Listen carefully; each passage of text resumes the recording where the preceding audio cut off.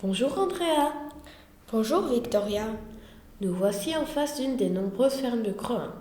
C'est une des plus anciennes, dont certaines étables datent du XVIIe siècle. Pourtant, les bâtiments de ce côté ne semblent pas très anciens. Ils viennent certainement d'être rénovés comme ce très beau porche. Il est ouvert. Regarde, c'est bizarre, la cour semble être divisée en deux par un mur. Oui, cette ferme a été divisée en deux parties à la suite d'une succession en 1871. Regarde ce plan. La grange, également divisée en deux cette année-là, ainsi que ce bâtiment, date du XIXe siècle. À l'époque, se trouvaient ici des étables. Cette aile est plus ancienne encore. Elle date du XVIIIe siècle. Il y avait alors des étables, et là, un fourni pour cuire le pain. Mais aujourd'hui, toute cette partie sud est privée. Elle sert d'habitation et n'a plus de fonction agricole. Et l'autre partie? Après l'ancien fourni, commence la partie nord, on va dire. Voici le corps de logis où habite le fermier actuel, Monsieur Delvigne. En fait, c'est le neveu de la propriétaire de l'autre partie que nous venons de voir. Ce logis a été transformé en 1846 et ce côté est cimenté afin de le protéger des pluies venant de l'ouest. Entrons dans la cour. D'accord. Et quels sont alors les bâtiments les plus anciens? Les voici. Ils datent du XVIIe siècle. Et au fond de la cour, tu vois la grange, divisée en deux. En regardant bien, on peut voir la date de cette grange, 1820, au-dessus des deux entrées charretières. Et la charpente est impressionnante. C'était donc une ferme en carré qui permettait de bien défendre le bétail et les récoltes agricoles, surtout avant le XIXe siècle.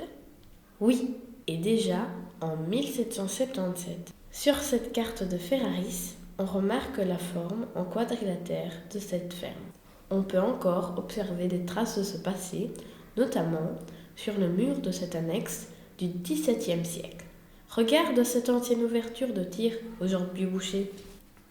Par contre, les fenêtres sont bien grandes au niveau du logis. Oui, mais quand on l'a transformée en 1846, notre pays ne craignait plus les pillages et les guerres du passé. Tu as vu près de l'entrée de ce logis? Il y a un puits, très ancien d'ailleurs. Attention, il est profond de plus de 10 mètres et il contient toujours de l'eau. Heureusement que cette lourde pierre empêche de tomber dedans. Il faut savoir qu'à l'époque, l'eau de distribution n'existait pas.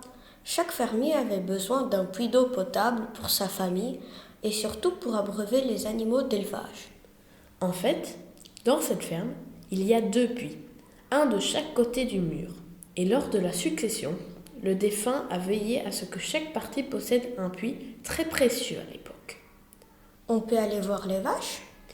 Oui, sortons dans la cour. On va d'abord voir la maternité, située dans les plus anciennes étables. As-tu vu que les petits veaux sont toujours avec leur maman dans cet espace fermé? Ils sont donc bien protégés et nourris au pis.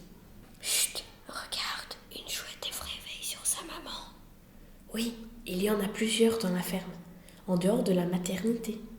Dans cette partie plus récente, on trouve les génisses, les jeunes femelles, qui pourront aussi donner un jour naissance à un veau. Et les jeunes mâles sont là, et je suppose qu'un jour, ils iront à l'abattoir? Oui, comme les vaches qui deviendront trop âgées pour la reproduction. C'est comme cela que fonctionne une ferme d'élevage bovin, et qu'au final, tu apprécies un bon steak frites ou autre morceau bien goûteux.